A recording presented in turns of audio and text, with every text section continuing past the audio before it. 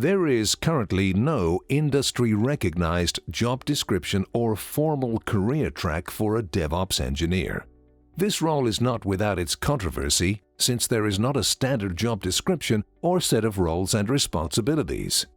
DevOps engineers are often viewed as the people who sit between or within development and operations and facilitate the use of technology to help their organizations deliver better software, faster, and more reliably. General characteristics include someone who is comfortable collaborating with others, wants to be in a workplace that promotes a shared culture, and wants to contribute technical talent to business and process improvement initiatives.